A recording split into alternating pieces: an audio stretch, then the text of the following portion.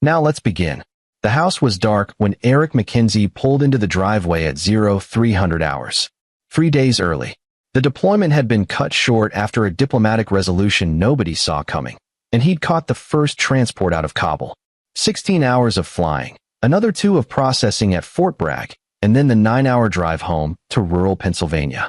He was bone tired, but the thought of seeing his daughter Emma's face had kept him awake through all of it. 6 months. That's how long he'd been gone this time. Emma was 7 now. He'd missed her birthday by 2 weeks. The guilt gnawed at him during every patrol, every mission. But this was his last deployment. He'd already submitted his papers. After 12 years in the Rangers, Eric was coming home for good. He killed the engine and sat for a moment, savoring the stillness. No mortars. No gunfire. Just crickets and the distant sound of wind through the pines. The house looked exactly as he'd left it. The blue shutters Brenda had insisted on. The flower boxes that were probably dead now in late autumn. The tire swing hanging from the oak tree in the front yard. Eric grabbed his duffel and moved quietly to the front door. He wanted to surprise them. Brenda would probably be asleep, but maybe Emma had a nightmare and was up. She used to crawl into bed with him when she was scared. The thought made him smile. The door was unlocked. That was the first thing that felt wrong. He'd told Brenda 100 times to lock it, especially when he was deployed. Eric pushed it open slowly, his training taking over. The house was too quiet. Not the peaceful quiet of sleep, something else. He moved through the living room. Dishes in the sink. Mail scattered on the counter. Brenda's purse on the table. He climbed the stairs, each step careful and deliberate. Their bedroom door was open. Brenda was there, sprawled across the bed in the clothes she'd worn that day, one arm hanging off the edge. An empty wine bottle on the nightstand. Eric's jaw tightened. He moved to Emma's room, pushing open the door decorated with princess stickers she'd picked out before he left. Empty. The bed was made. Her stuffed rabbit, Mr. Hopper's, the one she'd slept with since she was 2, was gone. Her shoes weren't by the door. Eric was back in the bedroom in 3 strides. He shook Brenda's shoulder, harder than he meant to. She came awake with a start, eyes unfocused. Eric? What? You're not supposed to be. Where's Emma? Brenda blinked, trying to process. What time is it? Where is our daughter? His voice was flat, controlled. The voice he used when things were going wrong on a mission and panic would get people killed. She's at my mother's. I told you in the email. What email? I didn't get any email. Why is she at your mother's at 3 in the morning? It's 3? Brenda sat up, running her hands through her hair. She's been there since Tuesday. Mom's been watching her while I had some things to handle.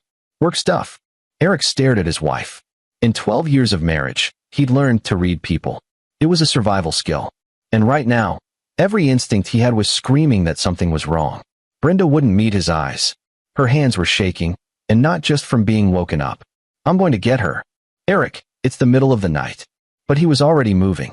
Back down the stairs, out the door, into his truck. Brenda's mother lived 40 minutes away, deeper into the mountains. Myrtle Savage had never liked him. The feeling was mutual. She was a hard woman, cold in a way that had nothing to do with the Pennsylvania winters. She ran some kind of retreat center on her property, religious counseling, she called it. Eric called it a grift. The roads were empty. He pushed the truck harder than he should have, taking the mountain curves fast. His hands were steady on the wheel, but his mind was racing. Tuesday. Emma had been there since Tuesday. For days. Why hadn't Brenda mentioned it in their last video call? Why had she sent their daughter to her mother's? Myrtle's property was set back from the road, a long gravel drive leading to a sprawling farmhouse. Lights were on. That was the second wrong thing. Nobody was up at this hour. Eric parked and got out. The front door opened before he reached it.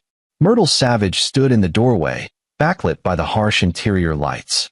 She was a tall woman, rail-thin, with gray hair pulled back in a severe bun. She wore a long nightgown and an expression that might have been concern on anyone else's face. On hers, it looked like calculation. Eric, Brenda called. Said you were coming. Where's Emma? She's sleeping. You shouldn't. He pushed past her. The house smelled like bleach and something else, something organic and wrong underneath. Emma, you'll wake the other children. Myrtle's voice was sharp. Eric stopped. What other children? I run a program here. Troubled children. Their parents send them to me for discipline and spiritual guidance. He'd known about the program, but had never paid it much attention. Now, Looking at Myrtle's face, something cold settled in his stomach. Where is Emma? She's in the backyard, getting some reflection time. Eric was moving before she finished the sentence. Through the kitchen, out the back door. The yard stretched into darkness, bordered by woods. He could see shapes in the moonlight, structures that looked like small sheds or outbuildings. Emma. His voice echoed off the trees. A small sound. Crying. He ran toward it, pulling out his phone for the flashlight. The beam caught something that made him stop dead. A hole in the ground. Maybe 4 feet deep, 3 feet wide. And standing in it, shivering in her pajamas, was Emma. Daddy. Her voice was so small. Eric was in the hole in seconds, lifting her out. She was ice cold, her pajamas soaked through with mud and dew. She wrapped her arms around his neck and wouldn't let go. I've got you, baby. I've got you. He pulled off his jacket and wrapped it around her. She was shaking violently. How long have you been out here? I don't know. Grandma said. She said bad girls sleep in graves. That I need to learn. That I need to. She was sobbing now, the words barely coherent. White-hot rage flooded through Eric, but he forced it down. Emma needed him calm. He needed to get her warm and safe. Then he would deal with Myrtle. Daddy, don't look in the other hole. Emma's whisper cut through his thoughts. Please don't look. He turned, and his flashlight beam swept across the yard. There, 20 feet away. Another hole, this one covered with boards. Emma, I need you to close your eyes, okay? Can you do that for me? She nodded against his chest, squeezing her eyes shut. Eric carried her toward the house, but stopped by the second hole. He had to know, had to understand what he was dealing with. Using one hand while holding Emma with the other, he pulled the boards aside. The smell hit him first. Decay, earth, and something chemical. He shone the light down. Bones. Small bones. A skull that was unmistakably human and unmistakably a child's. Scraps of fabric. And something else, a metal tag, like a dog tag, with a name stamped on it, Sarah Chun. Eric's training kicked in, overriding the horror. This was a crime scene. Multiple crimes. He took 3 photos with his phone, making sure to capture the tag clearly. Then he replaced the boards and carried Emma toward the house. Myrtle was waiting in the kitchen with a cup of tea, as if this was a normal visit. She's being dramatic. It's only been an hour. The cold teaches them. Sit down. Eric's voice could have cut glass. Don't move. Don't speak. Don't even think about running, because I will hunt you down. He carried Emma to the truck, started it, and cranked the heat. She was still shaking. Baby, listen to me. You're safe now. I'm taking you somewhere warm, okay? Can you tell me who Sarah Chun is? Emma's eyes went wide. You looked. I told you not to look. I know, sweetheart. I'm sorry, but I need to know. Who is she? She was here last year. She was bad too. Grandma said she ran away, but Emma started crying again. I heard her screaming one night, and then she was gone. And Grandma said if I was bad, I'd end up like the girls who run away. Eric pulled out his phone and called the one person he knew he could trust. Donald Gillespie picked up on the third ring. Gillespie. Don, it's Eric McKenzie. I need you to get to 4782 Mountain Laurel Road right now. Bring backup. Multiple backup. And call the state police. Eric? Thought you were deployed. What's going on? I just found a dead kid in a hole on my mother-in-law's property. There might be more. Silence on the other end. Then, I'm 10 minutes out. Stay on the line. Eric looked at the house. Myrtle was in the window, watching. She didn't look worried. She looked angry. That told him everything he needed to know. She thought she could get away with this. That she had before. Don, listen carefully. The property owner is Myrtle Savage. She runs some kind of religious discipline program for kids. My daughter was in a hole in her backyard. Said she'd been there for an hour, but I don't know if that's true. There's another hole with remains. The victim might be a Sarah Chun. Jesus Christ. There might be other kids on the property right now. Myrtle said something about other children. We need to get them out. I'm calling CPS and the FBI. Eric, you need to get your daughter out of there. Already done. I'm in my truck with her. But Don, I'm not leaving until I know every kid here is safe. Do not go back in that house. That's an order. But Eric was already moving. He turned to Emma. Baby, I need you to lock the doors and stay in the truck. Keep the heat on. I'm going to get the other kids, okay? I'll be right back. Daddy, no. I promise I'll be careful. But those kids need help, just like you did. He kissed her forehead. Lock the doors. Anyone but me or a police officer comes near this truck, you lay on the horn. Understand. She nodded, terrified but trusting him. Eric walked back to the house. The training was fully engaged now. He wasn't a father anymore. He was a soldier clearing a hostile building. Myrtle was still in the kitchen. She stood when he entered. You had no right to. Where are the children? They're sleeping. You're overreacting. That hole is a therapeutic technique. It teaches humility, and Eric crossed the distance between them in 2 steps. He didn't touch her, but she stumbled back anyway. I'm going to ask you one more time. Where are the children? Upstairs. But they're fine. They're here because their parents can't control them. I'm helping. He was already moving. Up the stairs, down a hallway. The first door was locked from the outside. He broke it open with one kick. 3 children, all under 10, sleeping on thin mattresses on the floor. No blankets. No heat. The window was barred from the outside. Wake up. Eric's voice was gentle but firm. My name is Eric. I'm a soldier, and I'm here to help you. Police are coming. You're going to be okay. They stared at him with the kind of hollow eyes he'd only seen in war zones. One little boy spoke up. Are you taking us home? Yes. Right now? Come on. He shepherded them downstairs. Myrtle tried to block the door. You can't do this. Their parents signed contracts. Their parents signed contracts with someone who was burying children in her backyard. Get out of my way. She didn't move. Eric picked her up bodily and set her aside. She weighed nothing. He got the 3 children outside just as headlights appeared down the drive. For police cars, lights flashing. Donald Gillespie got out first, a big man in his 50s with a weathered face and kind eyes. He took one look at the children and got on his radio. We need ambulances. Multiple juveniles, possible abuse and neglect. The next 2 hours were chaos. More police arrived. FBI agents. Child Protective Services. They found 6 more children in a locked basement room. All of them were malnourished, bruised, terrified. All of them had stories about the holes in the backyard, about being punished, about children who ran away. They found 3 more graves. Eric sat in his truck with Emma wrapped in a blanket, watching as investigators swarmed the property. Myrtle had been arrested, still insisting she was helping troubled children, that the parents had signed contracts, that everything she did was legal discipline. Donald came over around dawn.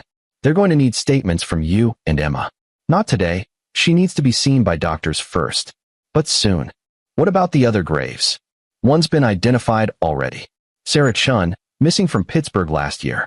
9 years old. Parents thought she was at a summer camp. Donald's face was grim. The other 2, were working on it. Eric, how did you know to come here tonight? I didn't. I came home early from deployment. Brenda said Emma was here. I knew something was wrong. Brenda. Donald's expression changed. We need to talk to her too. Did she know what was happening here? Eric looked at his friend. I don't know, but I'm going to find out. Emma stirred against his chest. Daddy? Can we go home now? Not that home, baby. We're going to a hotel, okay? Somewhere safe and warm, with room service and movies. And you'll stay with me? I'm never leaving you again. I promise. As Eric drove away, the sun was rising over the mountains. In his rearview mirror, he could see the police lights still flashing, the search teams combing the property. He thought about the parents of those children, getting phone calls right now that would destroy them.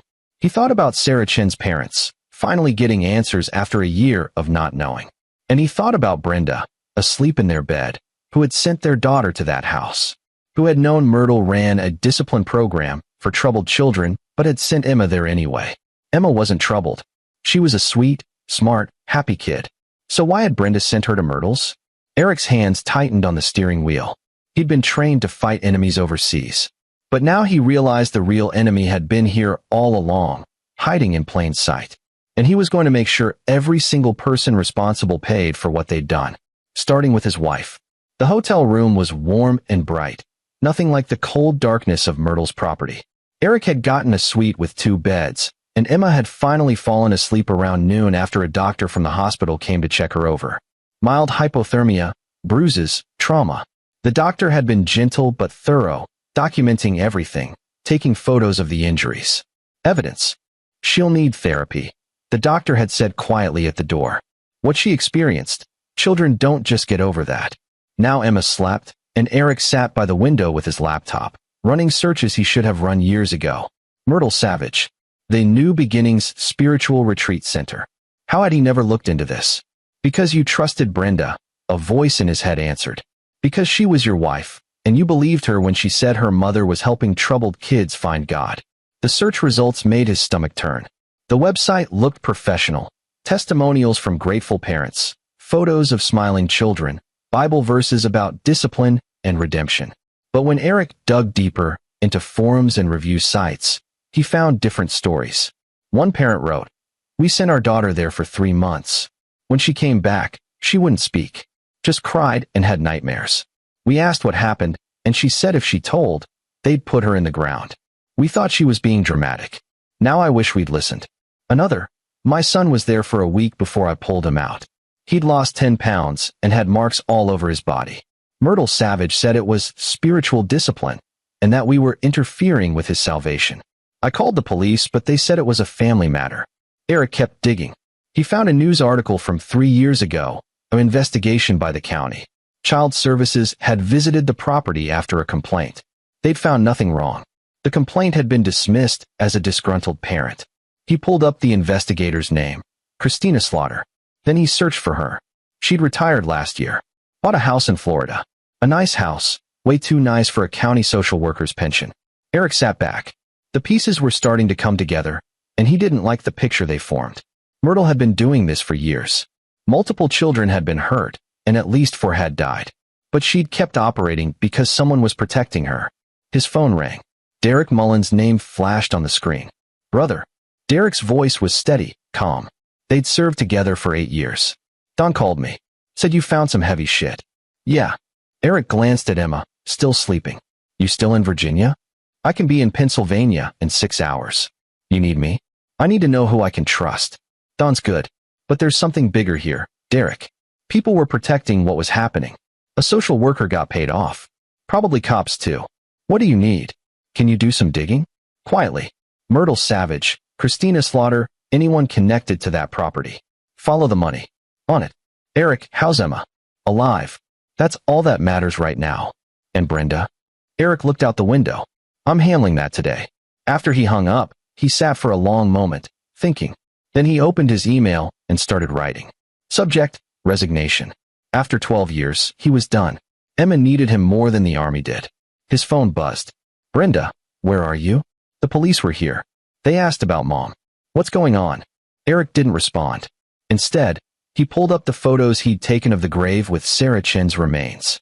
He looked at them for a long time, memorizing every detail. Then he opened a new document and started writing down everything he'd seen, everything Emma had told him, every detail he could remember. This was going to court. He needed to be ready. Around 3 p.m., Emma woke up. She looked around the unfamiliar room, panicked for a moment, then saw Eric and relaxed. "Hey, baby. How are you feeling?" "Tired." She sat up slowly. "Is Grandma in jail?" "Yes." "Good." Emma's voice was hard in a way that made Eric's heart break. 7 years old, and she already knew that some people were evil. "Daddy? Are we going back to Mom?" That was the question, wasn't it? Eric came over and sat on the edge of her bed. "I need to ask you something, and I need you to tell me the truth, okay? Even if you think it might hurt my feelings." Emma nodded. "Did Mom know what Grandma was doing?" "With the holes." Emma's eyes filled with tears. "She said I was being bad, that I wasn't listening, that Grandma could teach me to be good. She drove me there Tuesday and told Grandma I needed to learn respect." Eric felt something cold and final settle in his chest. "What did you do that was so bad?" "I wouldn't eat my vegetables. And I talked back when she told me to clean my room." Emma started crying. "I didn't mean to be bad, Daddy. I just wanted you to come home." He pulled her into his arms, holding her tight while she cried. Over her head, his face was stone. Brenda had sent their daughter to be abused, possibly killed, because she wouldn't eat vegetables. Because she talked back. Normal kid stuff. Things you handled with timeouts or taking away dessert, not with a woman who buried children in her backyard. "You weren't bad, Emma.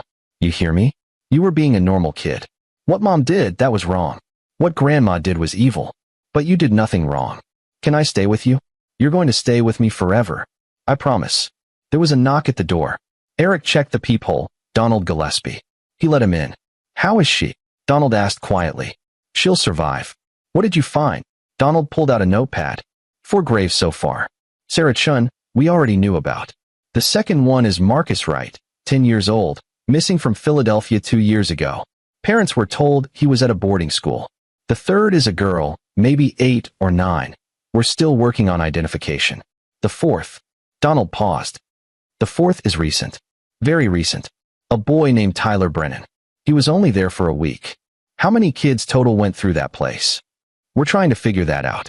Myrtle's contract claims she's had over 100 children through her program in the last 5 years. Most of them left alive. But we're checking every name against missing persons reports. What about Christina Slaughter?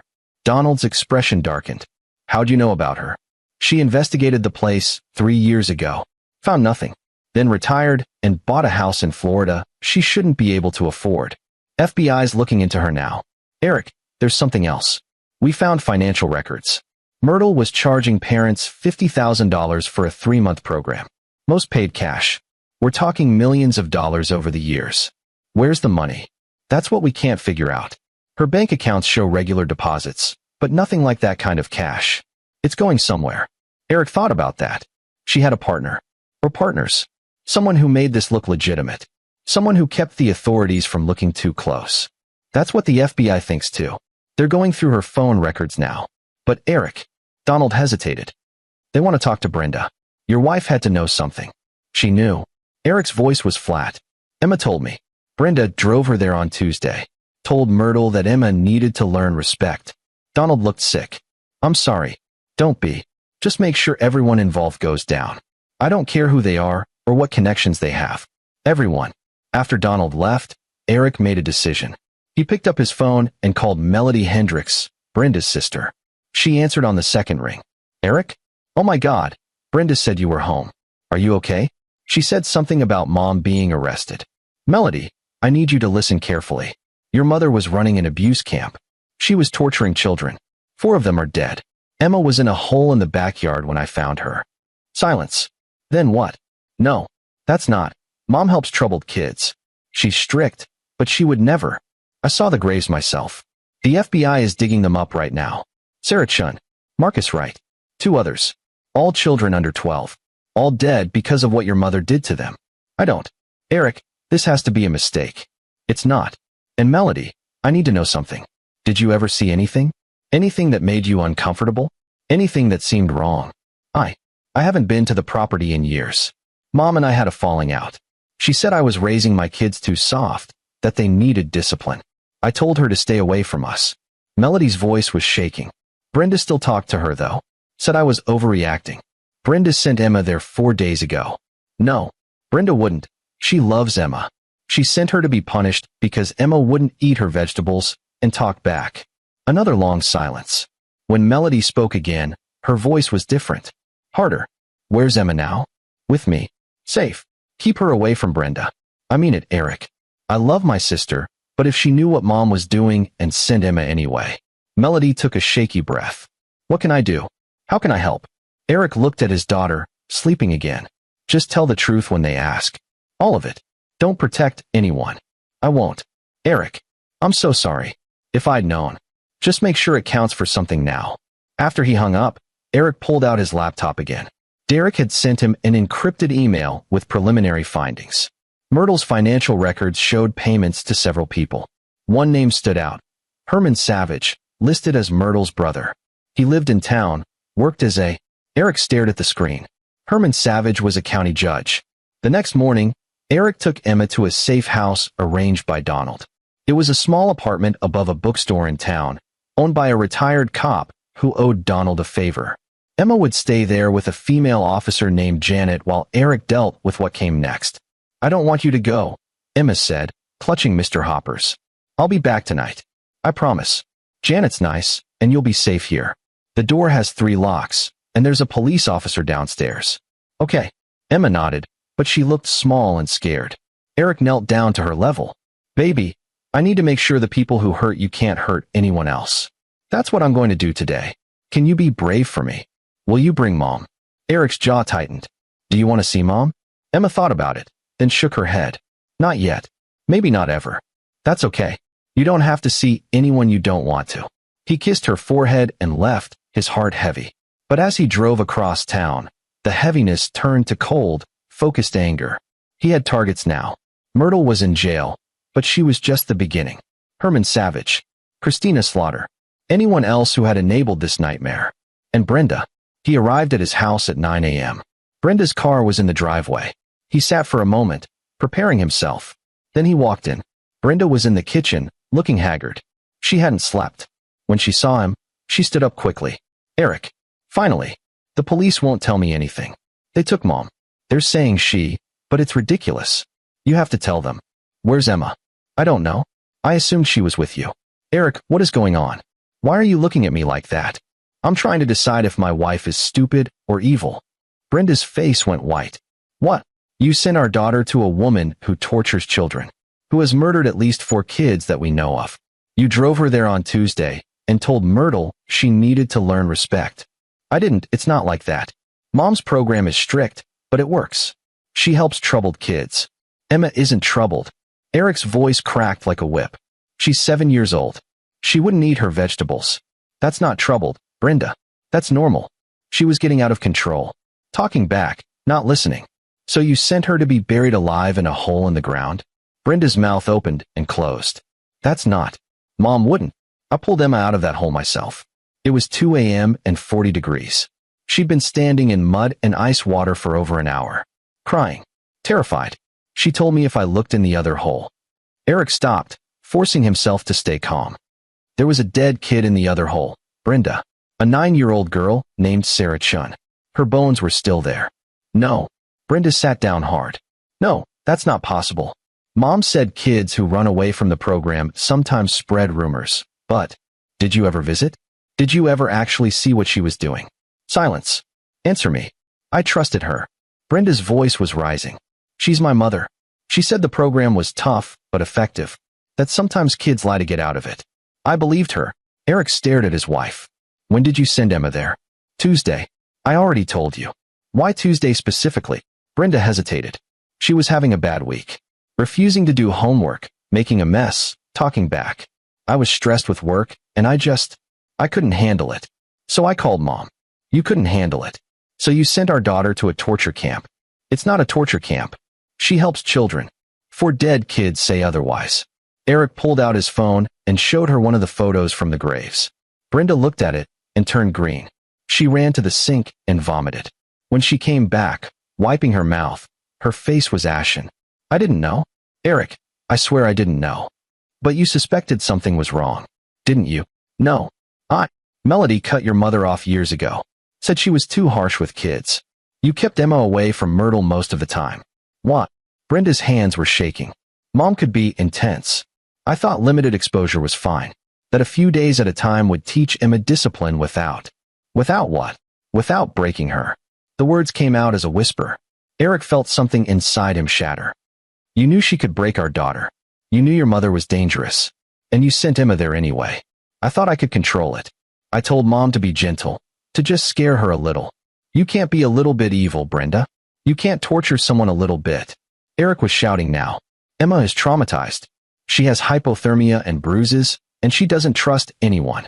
She asked if she has to see you again, and I didn't know what to tell her because her own mother sent her to hell. Brenda was crying. I didn't mean for this to happen. I was just so tired. You were gone, and she was so difficult, and I thought. You didn't think. That's the problem. Eric's voice went cold. Pack your things. You're moving out. This is my house too. I don't care. You're leaving. Today. And if you fight me on this, I will make sure everyone knows what you did. Your job, your friends, everyone. I will tell them that you sent your daughter to a woman who murdered children. I have rights. So did Emma. So did Sarah Chun and Marcus Wright and Tyler Brennan. They had the right not to be buried alive. Eric stepped closer. Here's what's going to happen. You're going to talk to a lawyer. You're going to agree to give me full custody. You're going to stay away from Emma unless she asks to see you. And you're going to cooperate completely with the FBI investigation into your mother. The FBI? Did you think this was just going to go away? Your mother murdered kids, Brenda. For money. Lots of money. And someone helped her cover it up. The FBI wants to know who. So you're going to tell them everything you know about her business, her contacts, her finances. Everything. I don't know anything about. Then you better start remembering. Because if you don't cooperate, you're going to be charged as an accessory. Brenda's face crumpled. I didn't know, Eric. I swear on my life. I didn't know she was killing children. But you knew she was hurting them. And you didn't care. Eric turned toward the door. You have until tomorrow to move out. If you're still here when I come back with Emma, I'm calling the cops. He left her there, crying in the kitchen of the house they'd bought together 8 years ago. The house where they'd brought Emma home from the hospital. The house where he'd thought they were building a life. All of it was ash now. Eric drove to meet Derek at a diner outside town. His friend was already there, laptop open, looking tired. You look like hell, Derek said. Feel worse. What did you find? Derek pulled out a folder. Herman Savage, Myrtle's brother. He's been a county judge for 15 years. Handles juvenile cases, family court. Guess what happens when parents complain about Myrtle's program? Let me guess. Cases get dismissed. Bingo. I found 6 complaints over the last 5 years. All of them went to Herman's court. All dismissed as family disputes or unfounded allegations. 3 of those kids are now missing. Eric's hands clenched. He knew. Gets better. Christina Slaughter, the social worker? She's Herman's ex-wife. They divorced 10 years ago, but I pulled their financial records. She's been getting regular payments from an LLC called New Beginnings Holdings. Guess who owns that LLC? Herman. And Myrtle. 50-50. The LLC has been collecting the fees from parents, laundering it through various accounts, then paying out to Myrtle, Herman, and Christina. We're talking about $3 million over 5 years. Eric sat back. So Herman provides legal protection, Christina handles any state investigations, and Myrtle runs the operation. That's the theory. FBI's building the case now. But Derek's expression turned serious. There might be more people involved. I found payments to a consulting firm that doesn't seem to exist. And there are gaps in the financial records. Money going out that we can't track. Who else could be involved? Don't know yet. But someone with enough pull to make sure no real investigations happened. Someone who could pressure local cops, maybe even state police. Eric thought about that. I need to talk to Don. See if he knows anyone who seemed too interested in shutting down questions about Myrtle. Be careful. If there are dirty cops involved, you don't know who to trust. I trust Don. Yeah, but does he trust everyone on his force? Derek closed his laptop. Eric, you need to let the FBI handle this. You've got Emma to think about. I'm thinking about Emma. I'm thinking about making sure everyone who hurt her pays. Everyone who enabled it. Everyone who turned a blind eye while kids died. Eric met his friend's gaze. Would you walk away? Derek sighed. No, but I'd be smart about it. And I'd watch my back. That's why I called you. They spent the next 2 hours going through documents. Eric was learning to read financial records the way he'd learned to read topographic maps in the Army, looking for patterns, anomalies, anything that didn't fit. And there were things that didn't fit. Large cash withdrawals from the LLC accounts every month. Always on the 15th. Always the same amount, $10,000. Going back 3 years. Protection money? Eric suggested. Maybe. Or paying someone for something. Could be anything from bribes to blackmail. Eric's phone rang. Donald. Talk to me. We got something. Myrtle's talking. Trying to cut a deal. She's claiming she was coerced. That someone forced her to keep running the program even when she wanted to stop. She's lying. Probably. But her lawyer's saying she has evidence. Names of people who were involved. She wants immunity in exchange for testimony. Don't give it to her. Not my call. That's FBI and prosecutor's office. But Eric, she mentioned Brenda. Said your wife knew more than she's saying. Eric closed his eyes. What exactly did she say? That Brenda helped recruit some of the families. That she'd identify kids who needed correction and recommend the program to their parents. Myrtle's claiming Brenda got a finder's fee for each referral. The diner seemed to tilt. How much? $5,000 per kid. Eric disconnected and stared at his phone. Brenda had sent Emma to Myrtle. But according to Myrtle, she'd also sent other people's children. For money. Derek was watching him. What is it? Brenda wasn't just a victim of her mother's manipulation. She was part of it. Shit. Yeah. Eric stood up. I need to go. Where? To have another conversation with my wife. And this time, she's going to tell me the whole truth. He found Brenda at her sister's house. Melody answered the door, her face hard. She's in the kitchen. And Eric? Whatever you're going to do, she deserves it. Brenda was sitting at Melody's table with a cup of coffee. She looked up when Eric walked in, and her face went pale. I was just leaving. Sit down. Eric. Sit. Down. She sat. Melody stayed in the doorway, arms crossed. Eric leaned against the counter. The FBI talked to your mother. She's trying to make a deal. Said you helped her recruit families. That you got $5,000 for every kid you sent her way. Is that true? Brenda's silence was answer enough. How many? Eric's voice was deadly quiet. I don't know. Maybe 20? Over 3 years. 20 kids. You sent 20 kids to be tortured. For money. It wasn't supposed to be torture. Mom said it was a tough love program. That the kids needed discipline. The parents were desperate. So you exploited desperate parents and traumatized their children for $100,000. Melody made a sound of disgust. Brenda, what the hell is wrong with you? You don't understand. We needed the money. Eric was deployed, his salary wasn't enough, and I had debt from before we got married. We had enough. Eric shouted. We had a house, food, everything we needed. You're telling me you sold kids for what? A new car? Vacations? Brenda was crying again. I'm sorry. I'm so sorry. I didn't think anyone would get hurt. Mom said it was safe. 4 kids are dead. 4. How is that safe? Eric was shaking with rage. Did you know about the graves? No. I swear, I didn't know about that. When Mom told me about kids running away, I believed her. I thought they just left. You thought troubled kids just wandered off into the mountains and their parents didn't care? You didn't think that was suspicious. Brenda had no answer. Eric pulled out his phone. The FBI is going to want to talk to you. The families you recruited are going to want answers. And I'm going to make sure every single person knows what you did. Please. Brenda reached for him. Please, Eric. I made a mistake. I was stupid and greedy, and I'm so sorry. But I'm still Emma's mother. I love her. You sent her to a torture camp. For $5,000. No. I didn't take money for Emma. She's my daughter. I just thought. You thought you could get away with it one more time. You thought she'd come back scared straight, and you'd go back to sending other people's kids for money. Eric stepped back from her outstretched hand. Stay away from us. Both of us. Don't call, don't text, don't try to see Emma.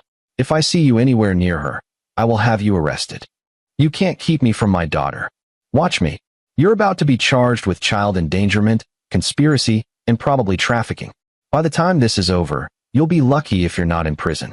The only thing keeping you out right now is that you're cooperating with the FBI. Eric headed for the door.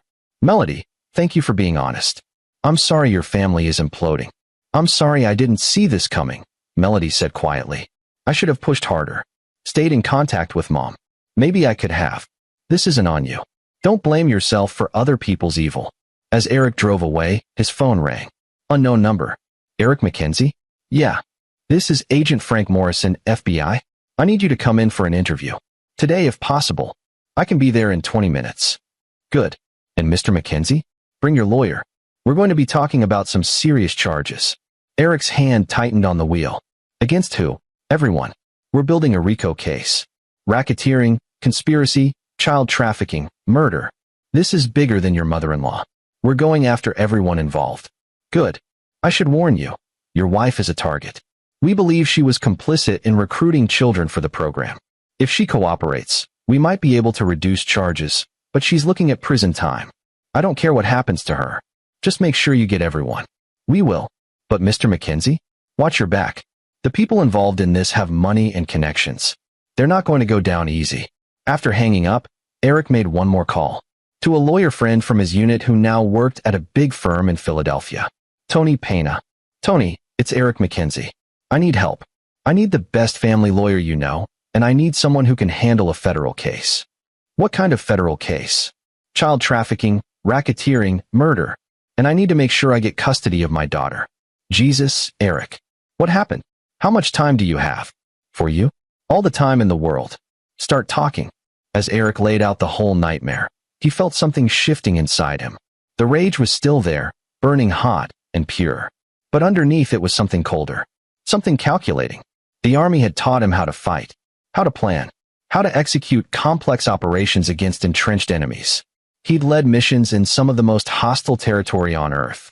And now he was going to use every skill he had to destroy the people who'd hurt his daughter. Not just Myrtle, not just Brenda. Everyone. Every person who'd turned a blind eye, taken a bribe, enabled the torture and murder of children. They thought they were safe because they had money and connections. Because they'd gotten away with it for years. They were wrong. Eric McKenzie was coming for them. And he didn't lose. The FBI office was cold and sterile, all fluorescent lights and beige walls. Eric sat across from Agent Morrison and another agent, a woman named Chun. Appropriate name given what he'd found. "I'm Agent Sarah Chun," she said, as if reading his mind. Sarah was my niece. Eric's expression didn't change, but inside, he felt a sharp pang of sympathy. "I'm sorry for your loss." "Thank you. I want you to know this is personal for me. I'm going to make sure everyone responsible pays." Her eyes were hard as diamonds. Starting with Myrtle Savage. Morrison pulled out a recorder. "Mr. Mackenzie, we need to get your statement on record. Walk us through everything that happened from the moment you arrived home." Eric did. Every detail. Finding Emma in the hole, the other graves, Brenda's confession about sending her there, the evidence of financial payments. He held nothing back. When he finished, Morrison leaned back. "Your wife claims she didn't know about the deaths. Do you believe her?" "I don't know.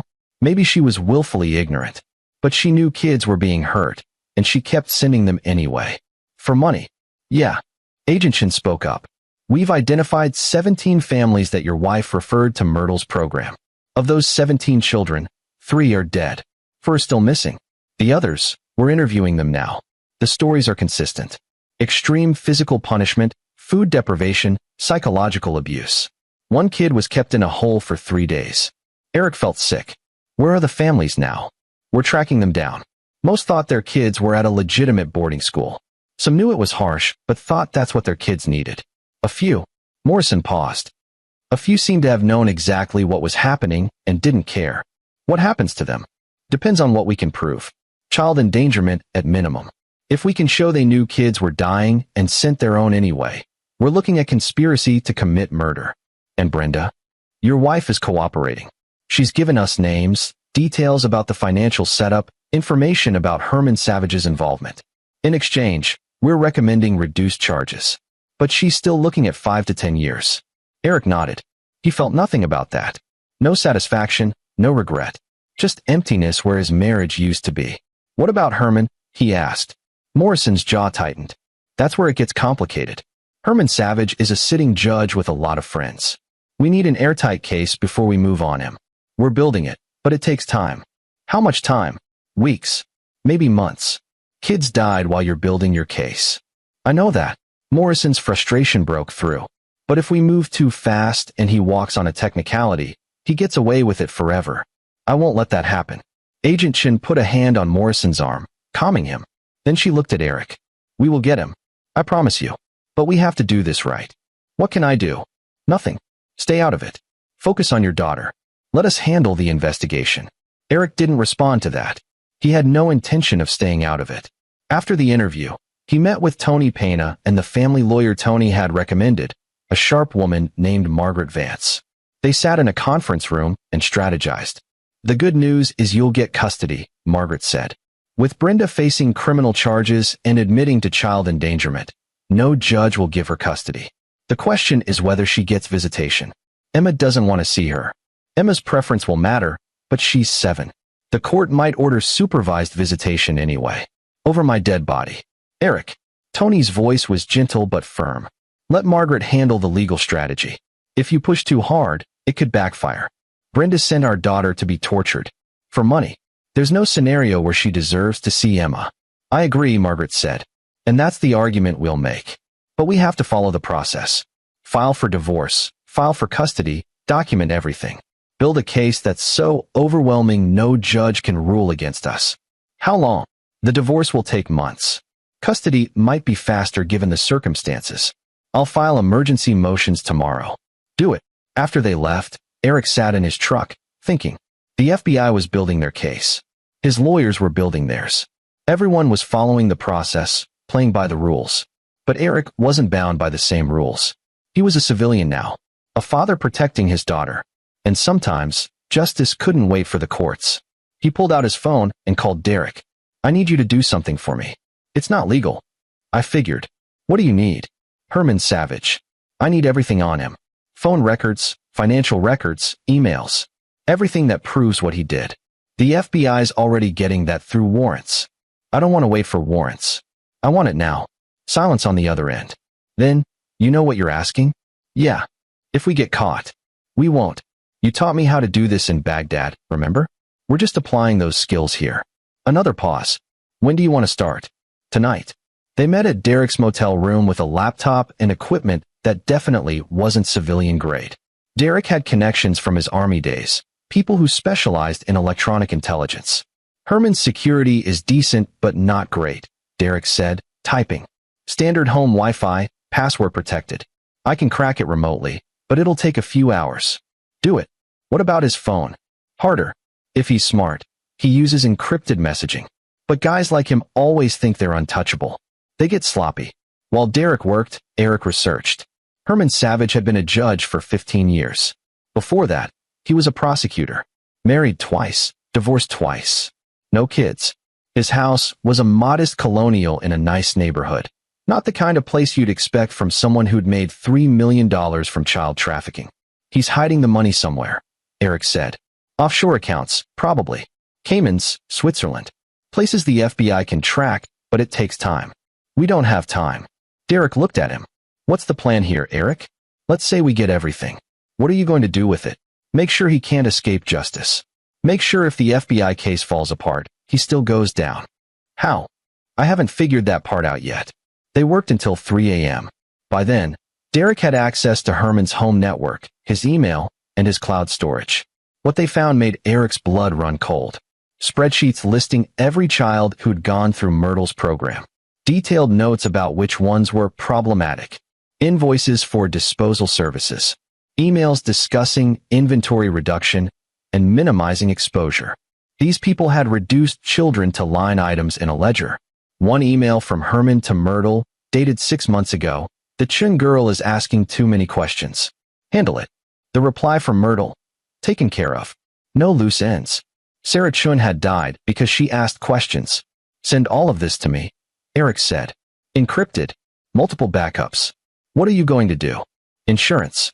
If something happens to me, if the FBI case falls apart, if these people find a way to walk, this goes public. Every news outlet, every social media platform, every parent whose kid went through that program. I'll make sure the whole world knows what they did. Derek nodded. You're playing a dangerous game. They played a dangerous game with kids' lives. Now it's my turn. Over the next week, Eric built his case. Not for a court, for the court of public opinion. He contacted journalists, gave them background on the story without revealing his illegal evidence gathering. He connected with parents whose kids had gone through the program. He documented everything. Emma was getting better slowly. Therapy helped. She could talk about what happened without crying now. The nightmares were less frequent. But she still flinched at unexpected noises, and she refused to be alone in a room. She'll heal, the therapist said. But it'll take time. And she'll always have scars. Eric knew about scars. He had plenty from his army service. The visible ones from shrapnel and bullets, and the invisible ones from watching friends die. You didn't get over trauma. You learned to live with it. But he'd be damned if Emma had to live with it while the people responsible walked free. The break in the case came from an unexpected source. One of the families Brenda had referred reached out to Eric directly. Ralph Terrell, a single father whose son had gone through Myrtle's program 2 years ago. My boy came back changed, Ralph said over coffee. Quiet. Scared. He won't talk about what happened, but he has nightmares. Screams about holes in graves. I didn't know what it meant until I saw the news. Did you know what the program was before you sent him? Ralph looked ashamed. I knew it was harsh.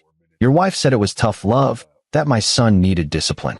She showed me testimonials from other parents saying their kids came back better. I was desperate. Noah was acting out after his mother died, and I didn't know how to help him. Did you pay Myrtle directly? No. I paid a consulting firm. Behavioral Solutions, LLC. They handled all the paperwork. Eric's pulse quickened. That was the name Derek had found. The firm with no real office, no employees, just a P.O. box and bank account. Do you still have the paperwork?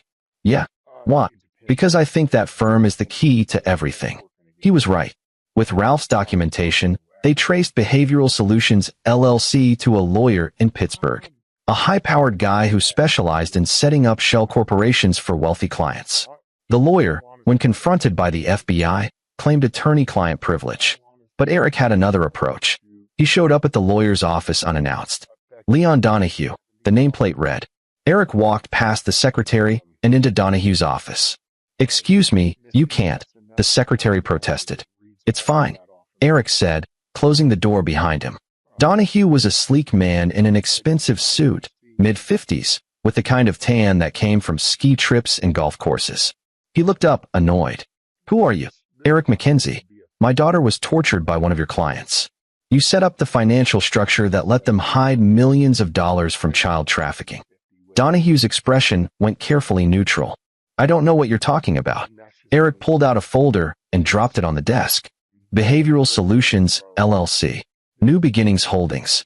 3 other shell companies in the Caymans. You created them all for Myrtle Savage and Herman Savage. You helped them launder money from torturing and killing kids. I create legal corporate structures for clients. What they do with those structures isn't my responsibility. But you knew. You had to know.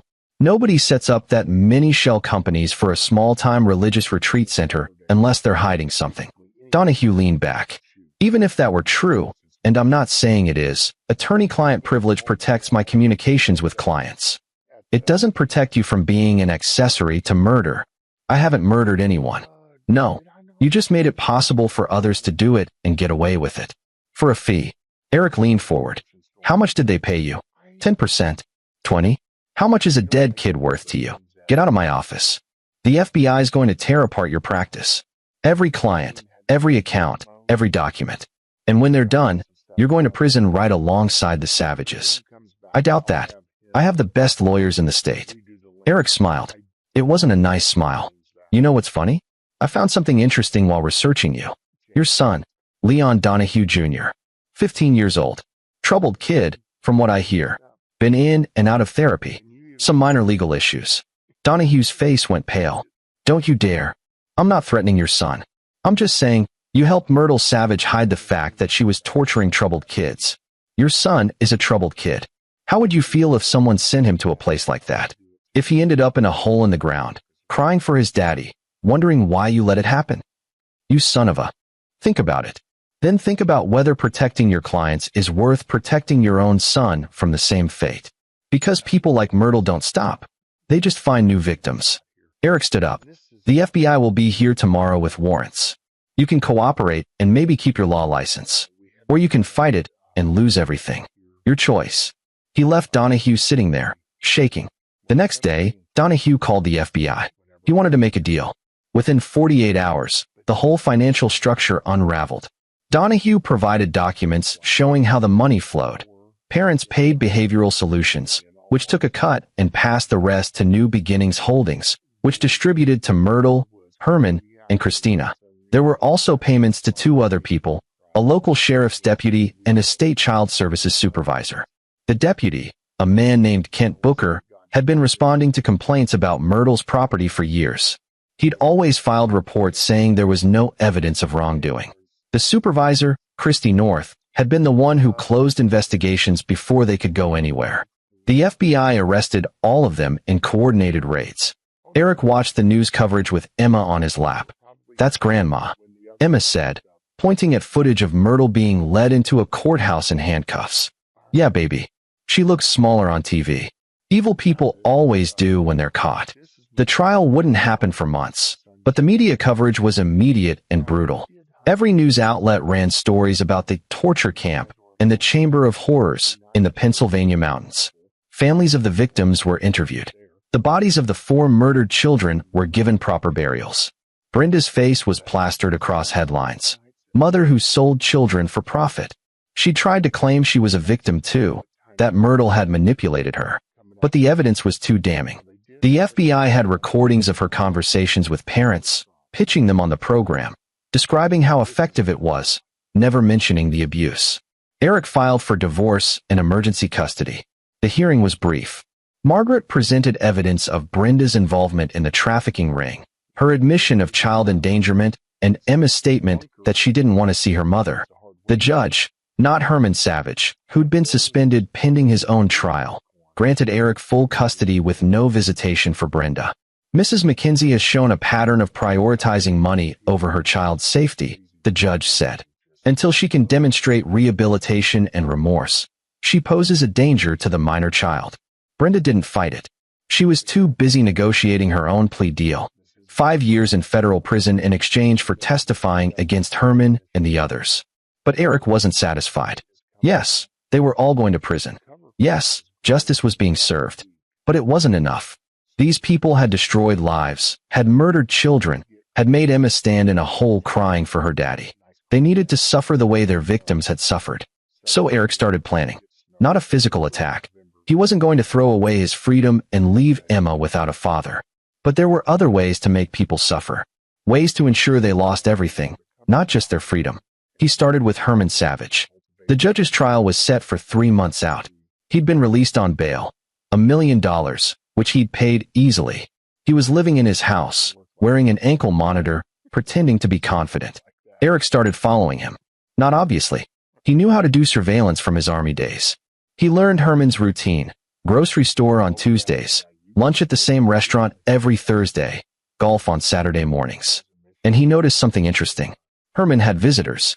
Late at night, people would come to his house. They'd park down the street and walk up. They'd stay for 20 minutes or an hour, then leave. Eric started photographing them, running their plates, building a network. One of them was a state senator. Another was a CEO of a pharmaceutical company. A third was a local businessman who owned half the real estate in town. What connected them? Eric dug deeper and found the answer. They'd all sent their kids to Myrtle's program. All of them had paid premium prices, $50,000 or more. All of them had gotten their kids back fixed. But these weren't troubled kids. These were kids who discovered their parents' secrets. Kids who'd found evidence of affairs, embezzlement, abuse. Kids who'd threatened to tell. Myrtle's program wasn't just about discipline. It was about breaking children who knew too much. Eric felt sick. This was bigger than he'd thought. It wasn't just child abuse.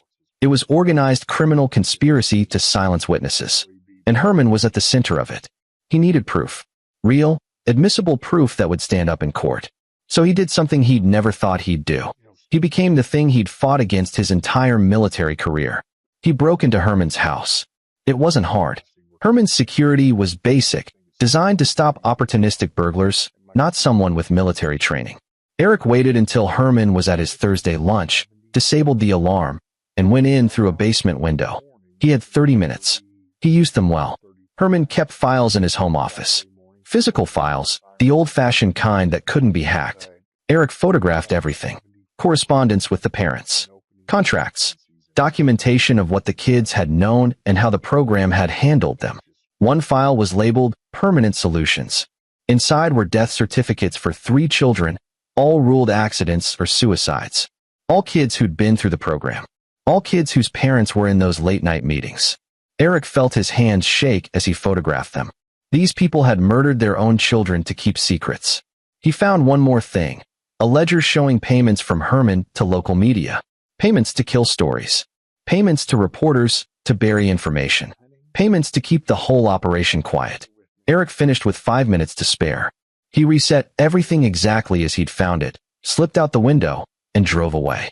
That night, he made copies of everything. He sent encrypted files to 3 different people: Derek, Tony Pena, and Agent Morrison at the FBI. The note said, "If anything happens to me, release this to every news outlet in the country."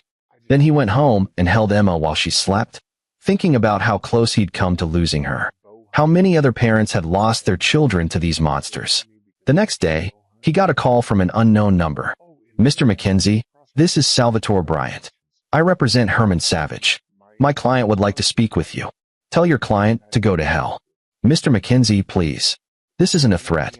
My client wants to apologize, to explain his side of things. He's prepared to offer a settlement in exchange for—" "There's no settlement. Your client is going to prison for the rest of his life. If you just listen." Eric hung up. 10 minutes later, his phone rang again. A different number. "Mr. Mackenzie?" A woman's voice, smooth and professional. "My name is Ingrid Francis. I'm calling on behalf of a group of concerned citizens who would like to resolve this matter quietly. We're prepared to offer you $5 million in exchange for your cooperation in—" "Who are you?" "I represent the families of several children who attended Miss Savage's program. They're very sorry for what happened to your daughter. They want to make amends. By paying me to shut up? By compensating you for your trauma and ensuring this matter is resolved in a way that doesn't harm innocent people." "Innocent people? Your clients murdered their own kids. That's a serious allegation without proof. And making such accusations publicly could be considered defamation. Eric laughed. Are you seriously threatening to sue me for defamation? After what you people did? We're offering you a generous settlement, Mr. Mackenzie. I suggest you think carefully before refusing. I don't need to think. The answer is no. Your clients are going to be exposed. Every single one of them. And when I'm done, everyone will know what they did. He hung up and immediately called Morrison. They just tried to buy me off. $5 million. Who did? Someone named Ingrid Francis. Said she represents families of kids who went through the program.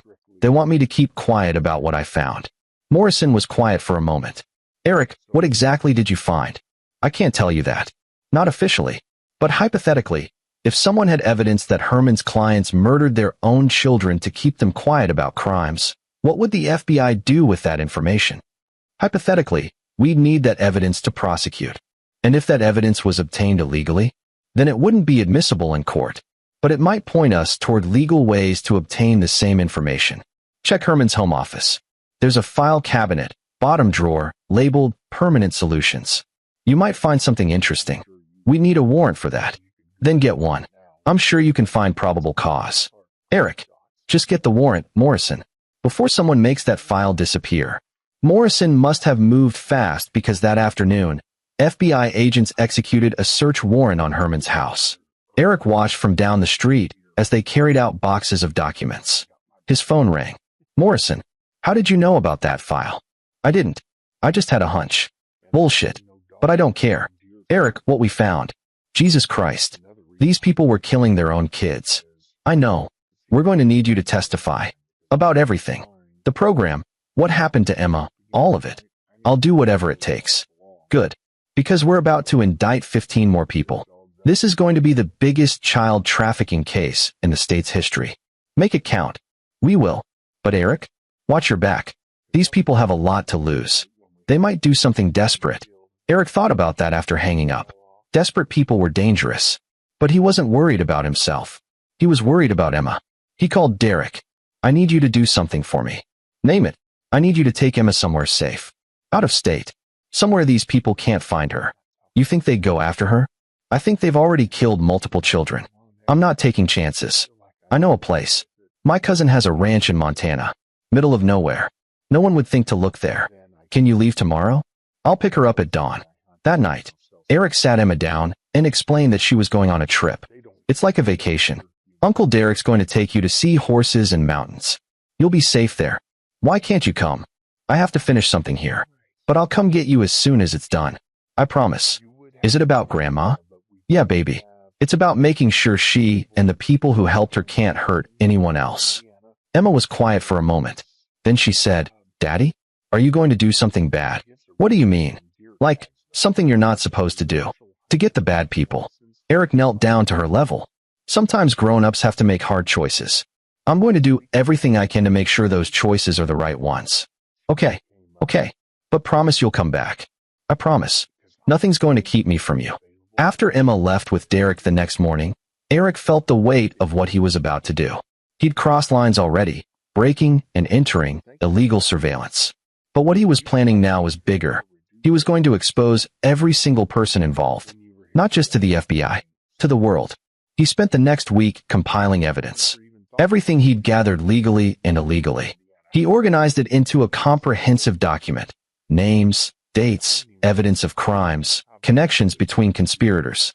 It was 100 pages of damning testimony.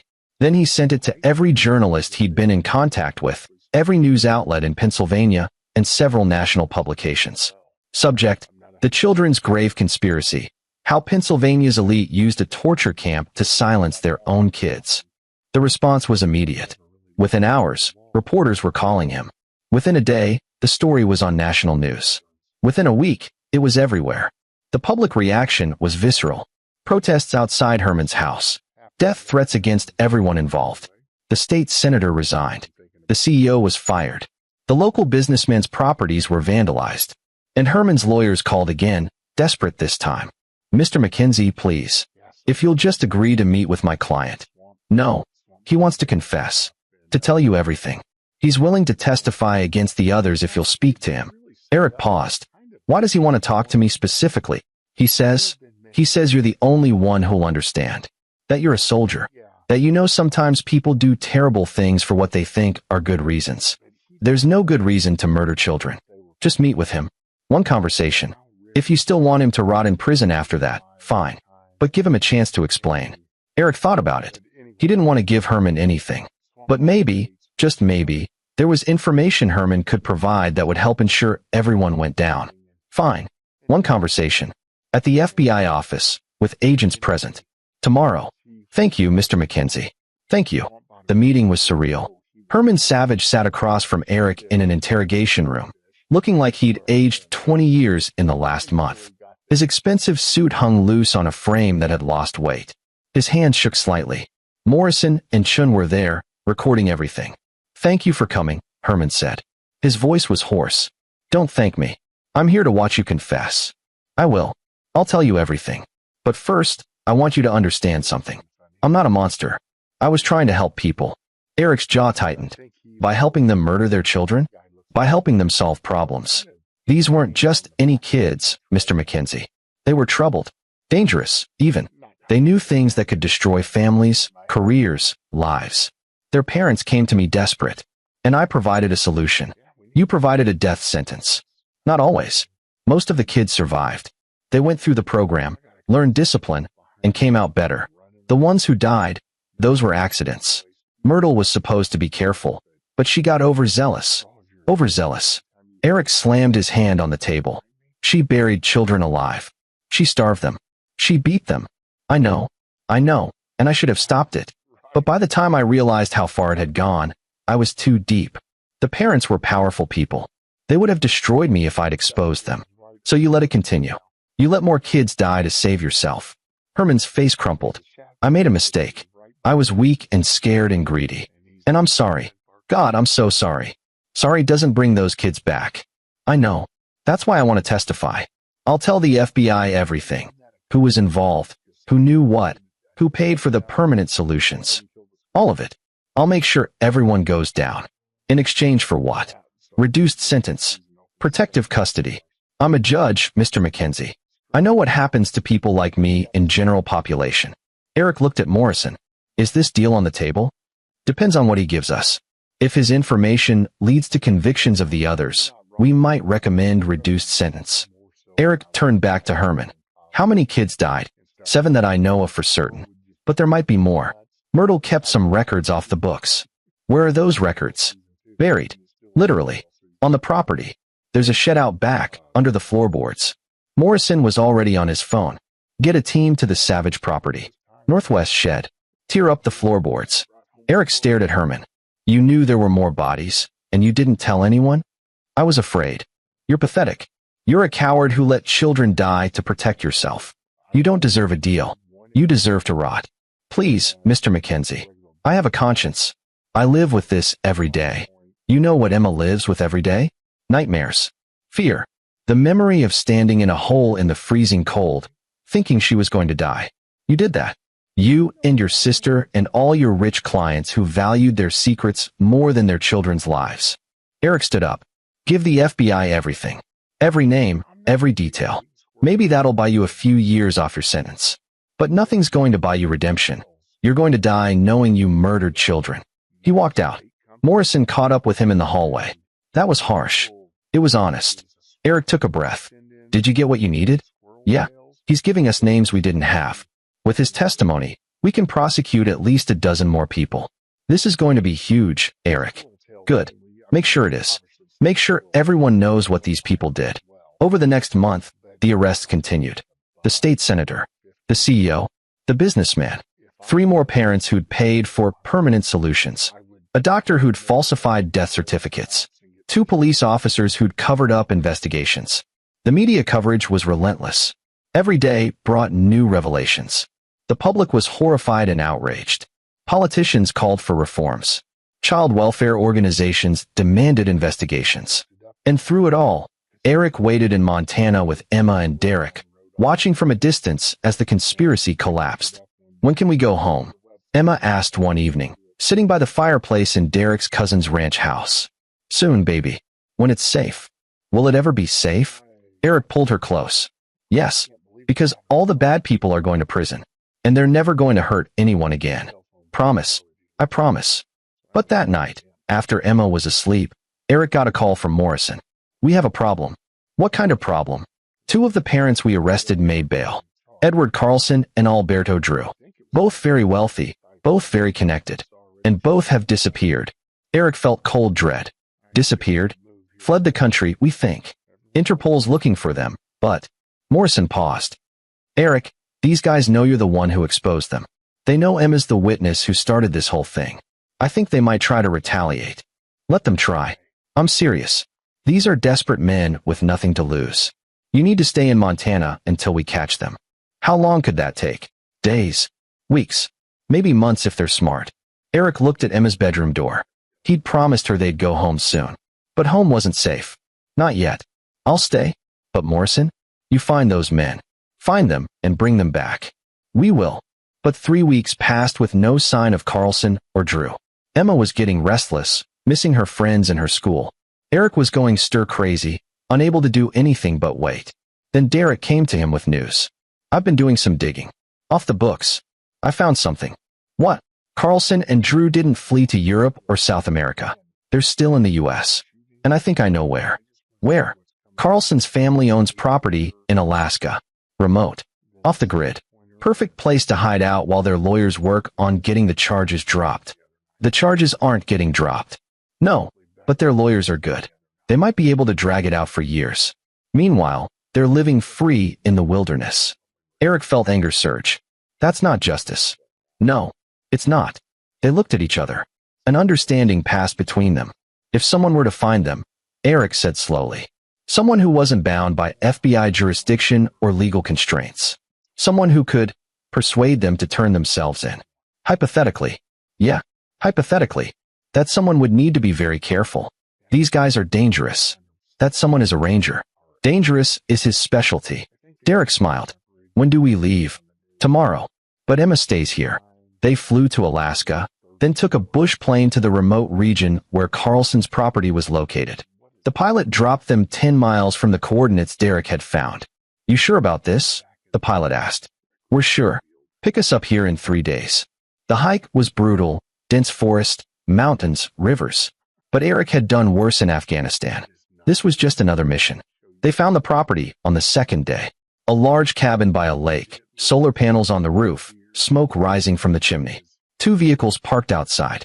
They're here, Derek confirmed, looking through binoculars. Eric studied the terrain. We go in at night. Non-lethal. Get them restrained, call Morrison, wait for extraction. What if they resist? Then we make them not resist. They waited until 0200 hours.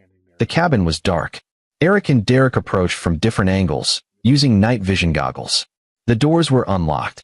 These men felt safe out here, far from the law. Eric entered first, moving silently. He found Carlson in a bedroom, asleep. One quick movement, and Carlson was on his stomach with his hands zip-tied behind his back. What the? Shut up. Eric's voice was cold. Make a sound, and I'll knock you unconscious. Carlson shut up. Derek had Drew in the living room, also restrained. They sat the 2 men on the couch. You know who we are? Eric asked. You're Mackenzie, Drew said. The soldier. You're the one who ruined everything. I'm the one who exposed you for murdering your children. That's not the same thing. We didn't murder anyone. Yeah, you did. You sent your kids to be tortured and killed because they knew your secrets. Because you valued your reputations more than their lives. Carlson spoke up. My son was going to destroy me. He found evidence of my affairs, my financial crimes. He was going to turn me in. I had no choice. There's always a choice. Eric leaned in close. You chose wrong. And now you're going to pay for it. You can't prove anything. Our lawyers will get us off. I don't need to prove anything. The FBI has Herman's testimony. They have the financial records. They have the bodies. You're going to prison for the rest of your lives. We'll see about that, Drew said. We have resources. Friends in high places. Not anymore. Everyone's abandoning you. The senators already pled guilty. The CEO's cooperating. Your friends are rats fleeing a sinking ship. Eric pulled out a satellite phone. Now you're going to make a choice. You can turn yourselves in voluntarily and maybe get a deal. Or I can drag you back in handcuffs. Either way, you're going back. And if we refuse? Carlson asked. Eric smiled. It was the same smile he'd given enemy combatants who thought they were tough. Then I'll make you wish you'd never run. I'm not a cop. I'm not bound by the same rules. And I really, really don't like you. He let that sink in. Then he added, but here's the thing. I don't want to hurt you. I want you to face justice. I want you to stand trial and be convicted and spend the rest of your lives thinking about what you did. That's real punishment. That's what you deserve. Carlson and Drew looked at each other. Then Carlson said, what kind of deal? Testify against everyone involved. Every name, every crime, every detail. In exchange, maybe you get 20 years instead of life. That's not much of a deal. It's more than you deserve. It's more than your kids got. Silence. Then Drew nodded. Okay, we'll turn ourselves in. But we want it in writing. Call Morrison yourself. Tell him where you are. He'll arrange transport and a plea agreement. Eric handed Drew the satellite phone. Watched as he made the call. Watched as these two men who'd thought they were above the law surrendered. The FBI extracted them 2 days later. Eric and Derek watched from a distance as helicopters took Carlson and Drew away. Mission accomplished? Derek asked. Not yet. Not until they're all convicted and locked away. You know they might not all go to prison. Good lawyers, technicalities, deals. Then I'll make sure they suffer in other ways. These people destroyed Emma's childhood. They murdered children. They don't get to walk away. They flew back to Montana. Emma was waiting, and she ran into Eric's arms. I missed you, Daddy. I missed you too, baby. So much. Can we go home now? Eric looked at Derek, who nodded. The immediate threat was gone. Carlson and Drew were in custody. The others were too afraid or too broke to run. Yeah, we can go home. They returned to Pennsylvania a week later. The house felt empty without Brenda, but Emma didn't seem to mind. She was just happy to be back in her own room with her own things. Eric enrolled her in a new school, farther from town. Fresh start. New friends who didn't know about the scandal. Therapy twice a week to help her process the trauma. And slowly, painfully, they built a new life. The trial started 6 months after Emma's rescue. Myrtle was first. The prosecution laid out a damning case. Physical evidence of the graves, testimony from surviving children, financial records proving it was a criminal enterprise. Myrtle's defense tried to claim she was helping troubled children, that the deaths were accidental, that she'd been pressured by her brother Herman. The jury didn't buy it. Guilty on all counts. For consecutive life sentences without parole. Herman's trial was next. His lawyers tried to paint him as a victim of his sister's manipulation. But with his own testimony about arranging permanent solutions, it was hopeless. Guilty. Life without parole. Christina Slaughter got 20 years for conspiracy and obstruction. Kent Booker, the deputy, got 15. Christy North, the supervisor, got 10. Brenda's trial was the hardest for Eric to watch. She looked small and broken on the stand, crying as she described how she'd been desperate for money, how she believed her mother's lies about helping children. The prosecutor wasn't sympathetic. He showed the jury recordings of Brenda pitching the program to parents, described the $100,000 she'd made, detailed the suffering of the children she'd sent. Emma didn't attend the trial. She was too young, and the lawyers agreed her testimony via video deposition was enough. But Eric was there every day, watching the mother of his child be convicted of conspiracy to commit child abuse. 5 years. She'd serve at least 3 before parole eligibility. The other parents' trials dragged on for another year.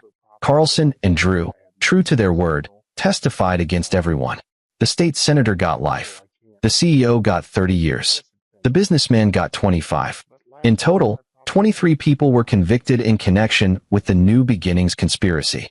Hundreds of years of prison time. Millions in restitution to the victims' families. But for Eric, the real victory was watching Emma heal. Slowly, the nightmares faded. She started smiling again, making jokes, playing with friends. She was still affected by what happened, probably always would be, but she was surviving. Thriving, even. 2 years after the rescue, Eric sat in family court for the final hearing. The judge, a woman who'd reviewed all the evidence, all the testimonies, looked down at him and Emma. Mr. Mackenzie, you've done an admirable job raising your daughter under extremely difficult circumstances. The court finds that you are a fit and loving parent. Ms. Mackenzie's parental rights are hereby permanently terminated. Full custody is granted to you. Emma squeezed his hand. Does this mean Mom can't take me back? Never, Eric said. You're mine forever. That night, they had a quiet celebration at home. Pizza, ice cream, a movie. Just the two of them. The way it had been for 2 years now. Daddy, Emma asked during the movie. Yeah, baby. Thank you for saving me. Eric pulled her close. You don't have to thank me. That's what dads do. Not all dads. Some of those kids, their dads were the bad ones. I know. And I'm sorry they didn't have someone to protect them. But you made sure the bad guys got punished. You made sure they couldn't hurt anyone else. I tried. You did more than try. You won. Eric thought about that. He'd won, yes. But at what cost? His marriage was over. His daughter was traumatized. Families were destroyed. Lives were lost. But Emma was alive. She was healing. She was safe. And the people who'd hurt her were locked away forever. Maybe that was enough. Maybe that was victory. 5 years later, Eric stood in the backyard of their new house. A smaller place in a better neighborhood, closer to Emma's school. She was 12 now, tall and confident, captain of her soccer team. The nightmares were rare. The therapy had worked. She was going to be okay. Donald Gillespie came over for a barbecue, as he did every month or so. They'd become close friends after everything. Don had retired from the force, citing disillusionment with the system that had let the savages operate for so long. How's she doing? Don asked, watching Emma play with the neighbor's dog. Good. Great, actually. Straight A's, lots of friends, happy. You'd never know. But you know. Yeah, I know. Eric flipped a burger. Got a letter from Brenda last week. What did she say? That she's sorry. That she's been sober for 2 years. That she wants to see Emma when she gets out. When is that? Next year if she makes parole. What are you going to tell her? I'm going to tell Emma. Let her decide. She's old enough now to make that choice. Don nodded. That's fair. They ate in comfortable silence for a while. Then Don said, You know, I think about those kids sometimes. The ones who didn't make it. Sarah, Marcus, the others. I wonder what they'd be doing now if they'd lived. Me too. You did good, Eric. You made sure their deaths meant something. You made sure no one could ignore what happened. Doesn't bring them back. No. But it stopped it from happening to more kids. That's worth something.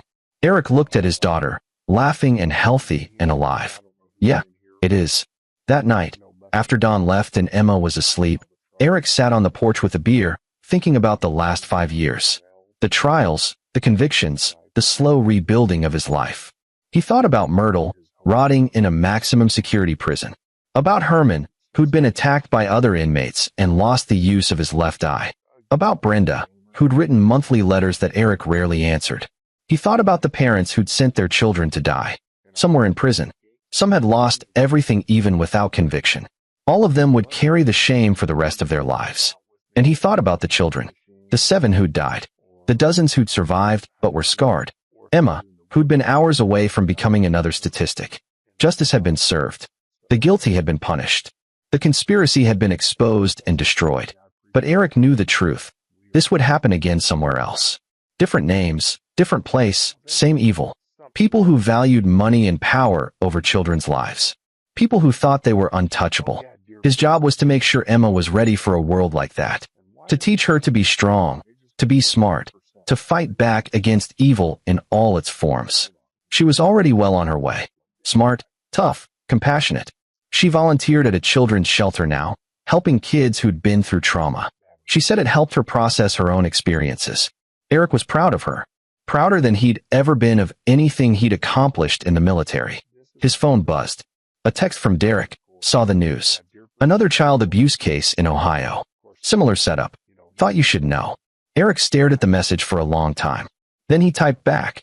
Send me the details. Because justice was never finished. Evil was never completely defeated. But someone had to stand against it. Someone had to fight for the children who couldn't fight for themselves. And Eric McKenzie would always be that someone. He'd proven it once. He'd do it again if he had to. For Emma. For Sarah. For all the children who deserved better than the world had given them. He'd won this battle. He'd win the next one too. He always did. This is where our story comes to an end. Share your thoughts in the comments section. Thanks for your time. If you enjoy this story, please subscribe to this channel. Click on the video you see on the screen, and I will see you there.